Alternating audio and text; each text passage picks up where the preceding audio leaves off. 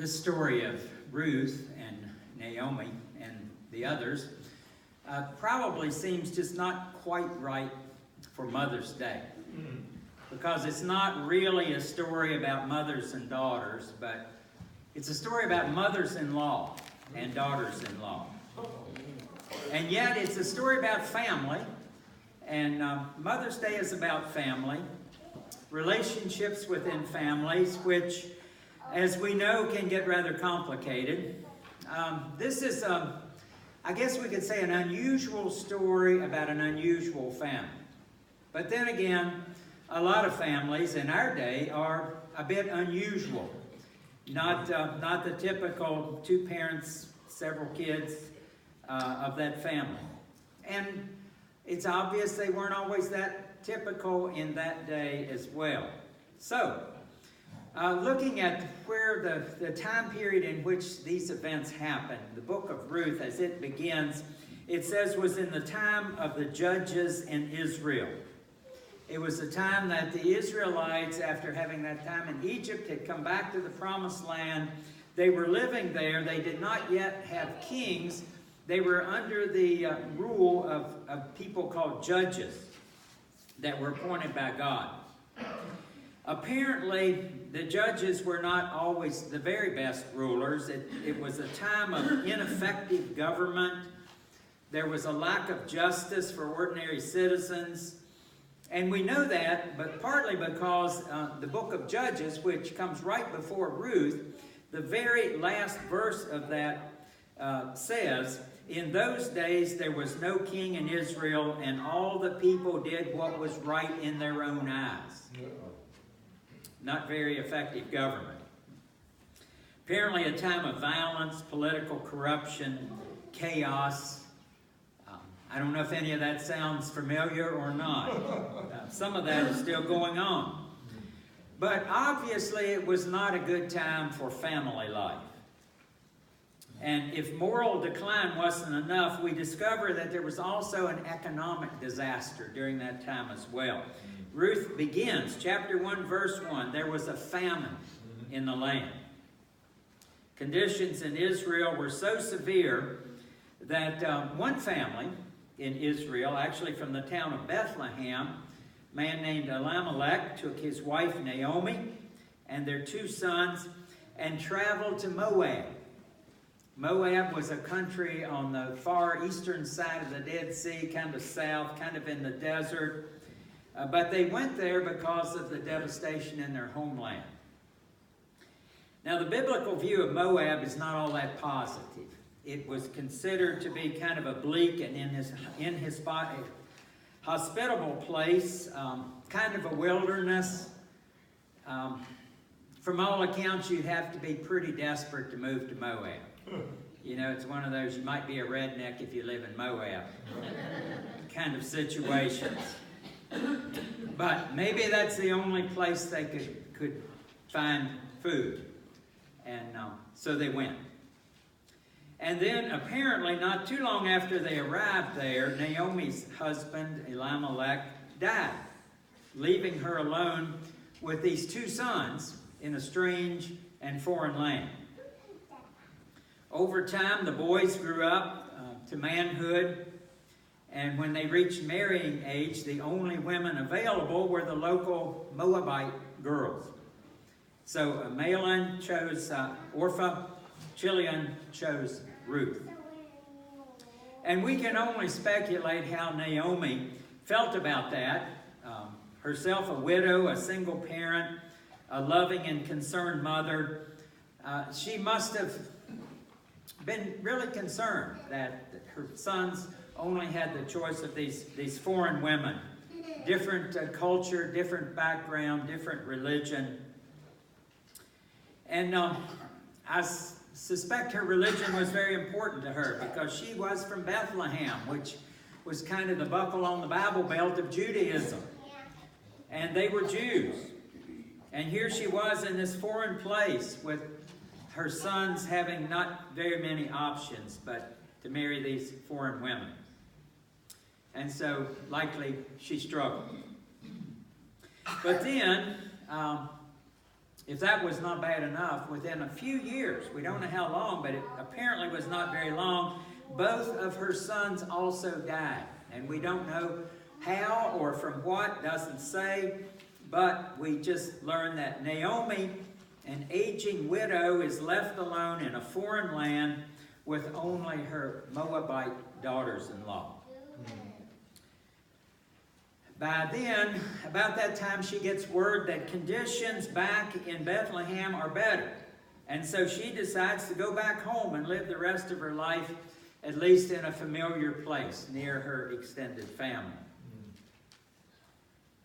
And we don't really know much about her relationship with these daughters-in-law, this Orpah and Ruth. But there's no reason to believe they were particularly close. And so she was just going to leave, just go back home.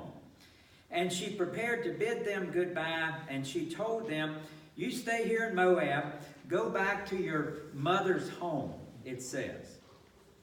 In that time and place, the prospects for a single woman or a widow were actually pretty bleak, because there would be no protection, no financial security, no opportunity to bear and raise children, which, of course, in that day was considered the primary purpose of a woman. And so the best hope for these young widows seemed to be, at least to Naomi, seemed to be for them just to go back to their parents' home and live there under the protection of their extended family, and possibly even find someone to marry and maybe have children in their local community. So Naomi assumed they would stay and she would go.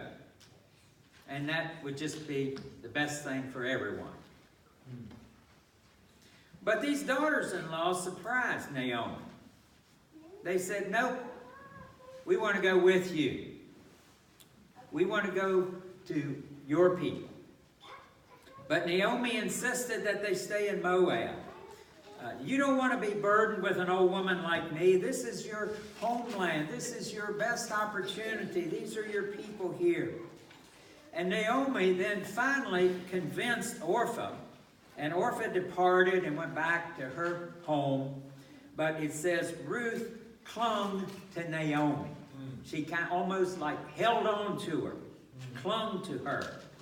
And then there's this beautiful passage, I think one of the most beautiful passages in the Bible, and that describes commitment. It's often used at weddings about commitment and the permanence of marriage, where Ruth says to her mother-in-law, entreat me not to leave you or to turn back from following you. Where you go, I will go. Where you lodge, I will lodge. Your people shall be my people, and your God, my God. Wow. And where you die, there I will die, and there will I be buried. Beautiful, beautiful passage. Naomi must have been shocked to hear this response from her daughter-in-law. It appears that Ruth was making a ridiculous choice, really, throwing away whatever chance she had for future happiness that she might have among her own people to go to what would be for her a land of strangers and a strange religion. And the basis for that was nothing more solid than this relationship with her mother-in-law, whom she'd only known for a few years. See, there was no blood relationship there, but there were those family ties. And through that connection with her now dead husband. But it sounds like her commitment was very real. She says, your people will be my people.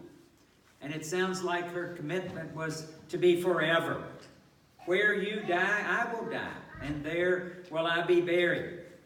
No turning back. She was committed.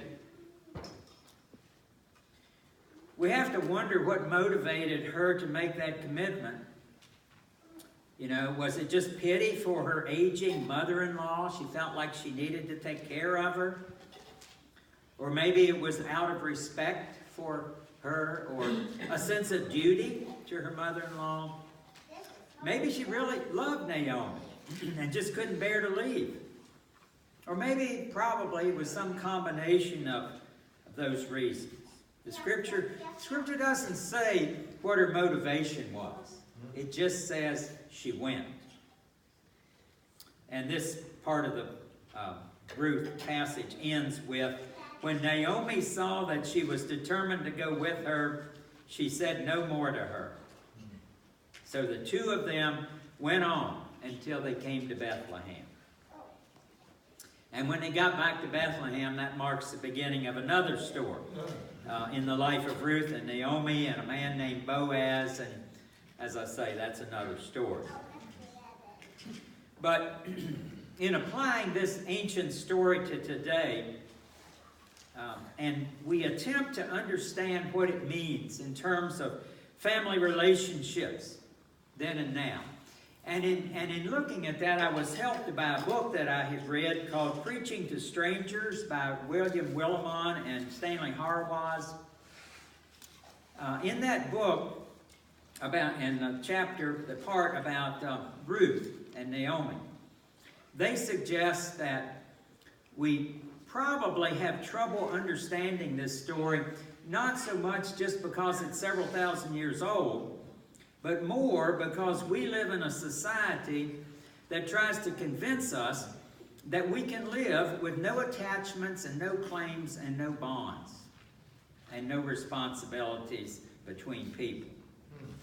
They write, quote, "For us, the individual is everything.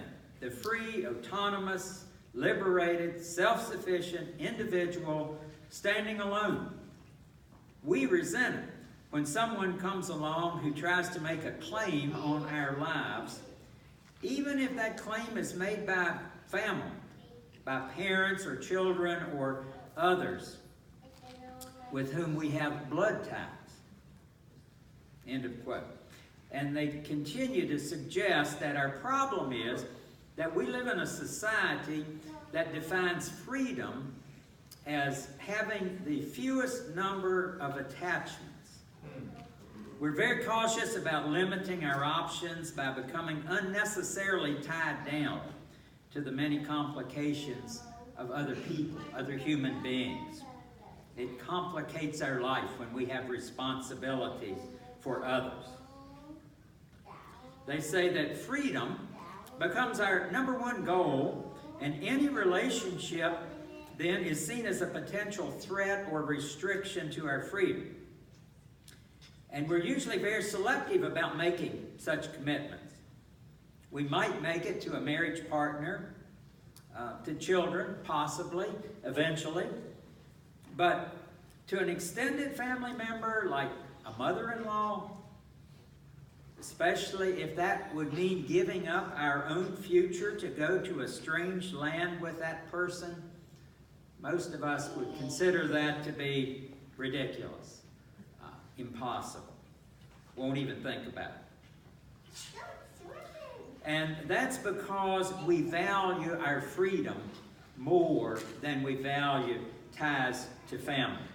Again, quoting, "Parents, in a well-intentioned effort to give their children freedom, often abandon their children to the most tyrannical, totalitarian master of all, that is, to their own peers. And marriage becomes a contract between two friendly strangers who band together only to satisfy their own individual needs. And old people perish in isolation and loneliness, stored in vast communes of the retired, who have no responsibilities, no claim upon themselves by anyone other than themselves, trapped within themselves." Rather sobering thoughts. And so, into this kind of world in which we live and find ourselves, we read this ancient story about Naomi and her daughter-in-law, Ruth. Two women who were really almost virtual strangers, whose only real tie was the dead husband of one and the dead son of the other. and yet who pledge their commitment and their devotion to one another in the face of a hostile world. And if such a story strikes us as strange, we must remember it is a story about family ties. It is a story that speaks strongly about relationships and commitment to another person. A story that says that commitment to another is ultimately of more value than our own personal freedom. The paradox of that story is that true freedom comes only through commitment to something greater than us. Something greater than our commitment to our own freedom. Something beyond ourselves. Perhaps to another person, ultimately that being our commitment to God. Amen.